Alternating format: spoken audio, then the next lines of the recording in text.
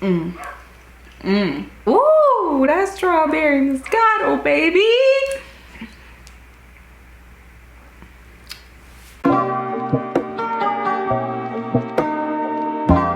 Welcome back to my channel. So today we're going to talk a little bit about Talitha Jane and what she does. I followed her methods. I follow her methods. Sorry, I've been drinking a little bit of wine. I followed her methods for a minute now. It's been like, I've been doing it 4 weeks straight. And girl, I am on a high and I am seeing some results within a month. Within 1 month, I am seeing results. So let me show you guys what I'm talking about. Okay, so I'm basically just gonna be talking to you guys a little bit on how I grew in the past month. I have a real problem at consistency. Every time I watch a video on how to grow your Instagram or, you know, how to do certain things, the first thing they talk about is consistency. And Talitha Jane is very specific when it comes to that. She posts regularly, and that is, you know, there's not 1 week she misses.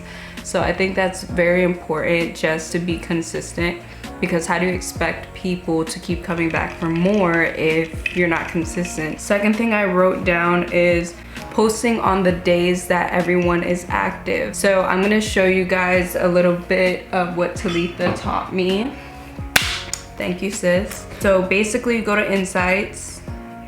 When you go into Insights and you click your audience, you can see all. And I picked the last 7 days. As you can see on the top left corner, it says last 7 days. It shows you your analytics. It shows you where you're at, who you gotta know your audience. And I think that's so important to know when they're active. So as you can see, I flipped this over at the bottom left corner. It says days. And if you click it one time, if you tap it one time, it'll show you what days your followers are most active. So my followers are mostly active on Tuesdays, Thursdays. Tuesdays and Thursdays are my most active days, and Fridays. I'm starting to post on Thursdays more because on Thursday I'll get an influx of likes, followers, and then Friday, since that's the second day that they're most active, it'll still show to those people and they have another chance to like or comment. Now Talitha posts way more than me. I work a full-time job, so it's very hard for me to create content and look pretty all the time. So I've stuck to just doing it on Sundays. I have 2 days off, and my days off are Sundays and Mondays. So Sundays I try to wake up at like 6 a.m. or 7 a.m. I'll be ready and out the door by 10, so that way I'm just getting the first glimpse of the sunlight, and plus not everybody is out at that time. If I'm running a little bit late, then I will do it later in the afternoon, around 2 to 4 p.m. on a Sunday. Here's a quick little tip that I've incorporated because I like to do TikTok as well. I will favorite videos throughout the week, what I want to recreate. And then on Sundays when I'm out taking my photos, I will take the chance to go ahead and record my TikToks for the week as well. We're gonna get into TikTok. We're not really focusing into TikTok right now, but I'm just letting you guys know I work a full-time job 5 days a week, 9 to 5, okay? And it's not worth it. But that one day I do get off, I have to maximize on timing. So if your schedule looks a little bit more free than mine, you really have no excuse, because you can make the time to do it. You just have to want to do it. That's what I do anyways. A lot of people that I do come across say, oh, I want to be a content creator. How do you stay so consistent? I stay consistent through waking up and acting like this is my actual job. Like I'm waking up at 6 a.m. to get ready to take pictures, like, because that's what I like to do. That's what I genuinely like to do. Now I like it even more because I'm doing it myself. And if you want the job done, like, the truth is you gotta do it yourself. The third thing I want to talk about is tagging and hashtagging. So Talitha Jane is so smart when it comes to that. So basically, I'm gonna go back to my page. So let's say this picture, right? I take this picture and I post it on my Thursday. I will get an influx of likes and comments. So as you can see, 50 people have commented on this post. So If 50 people commented on that post, I'll just leave it alone. I'll reply to some of them, but not all of them. Now, the next time I post, which is that next Thursday, I post a picture, I will go back to the first picture and I will comment and like on all those pictures, just so they get a notification that, hey, she's active again. It's kind of ugly to just go ahead and leave the hashtags in your captions. So what Talitha taught me was, no, you have to comment on your own stuff and comment to whatever brand you're wearing. So let's say Pretty Little Things. You tag Pretty Little Thing and you put like, you know, anything. You can comment anything, any emoji, whatever. And then you're gonna reply to your own comment. And when you reply to your own comment, you're gonna then put in hashtags. So of course, hashtags regarding what you're doing. It can't be like random hashtags or follow for follow or shout out, like none of that, because you'll get shadow banned. So you wanna do things that are pretty specific, not a lot. I post a couple of them, like Pretty Little Things, Pretty Little Thing try on haul, you know, fashion, outfits, anything to do with your post. And that's how you get hashtags into your post. So the next thing you want to do for hashtagging, let's say I'm promoting this now that I've already posted it on Thursday. So here's your post. What you're gonna do is you're gonna write out all the hashtags. I'm only gonna put one just for the sake of this video. But let's say, boom, here's your hashtag. You're gonna make it really, really small. You're gonna make this really big. I'm sorry, you're gonna go here. You're gonna screenshot it and crop it. Now, once you've done that, you're gonna make this post huge, the post that you're sharing. And then you're gonna take this one, you're gonna put that one over that one. It's gonna get real confusing here, but try to keep up. And then you're gonna post this one right in the middle, like that. And then what I like to do is I like to put like a GIF, new post. Now this one is really ugly. I normally take my time on this, guys. You can also add music or, you know, whatever the case may be. And then you're gonna post it and those hashtags will be under those story hashtags. So that's a way of getting new people into your Instagram without it looking like you're really doing that. Using the carousel slides on Instagram. So the carousels obviously are the slides.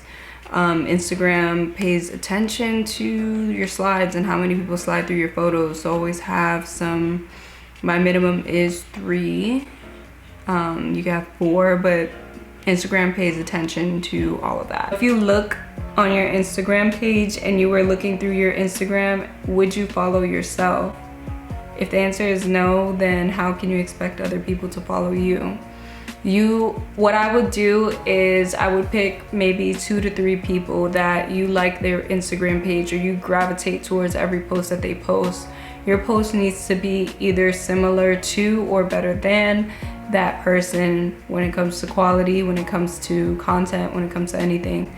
So that's how you're going to be in the realm of what you like. You can't like other people's pages and not like your own. You have to like your own as well. Me, I use a Canon camera. I can also take pictures and, you know, my TikToks, everything on my phone, which some of my pictures are from my phone. So you don't have to have the most quality, you know, the best quality that a person can buy. You have to start with the small stuff. You have to start somewhere. The people that you're seeing started from somewhere as well. They didn't start just, you know, having great content. They started somewhere. I have seen a huge growth, so I want to show you guys now how much I've grown from being consistent for the past month. So I'm going to show you guys the first post. This was June 2nd, as you can see on my phone. On June 22nd to 9,453.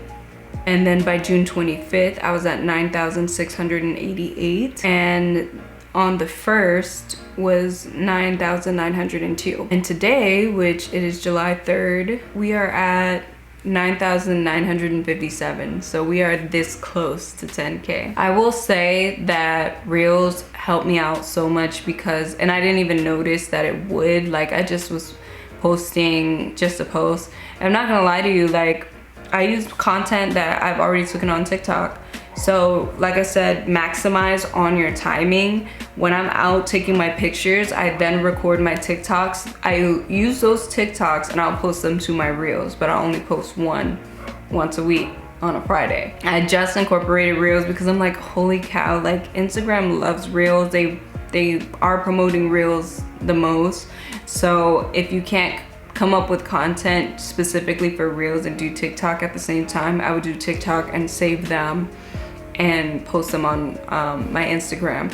Now there are some people that say don't do that because people who come from TikTok will see those videos again on Instagram and they won't like it. But I found this way best for me because I feel like these people on Instagram have not seen that yet. And Instagram is a whole different category, you know what I mean? Normally TikTokers stick to TikTok. They don't really, I mean, they probably do bounce back and forth. I do bounce back and forth, but I find myself, if I'm looking to laugh or to see quick couple second videos, I stick to my TikTok.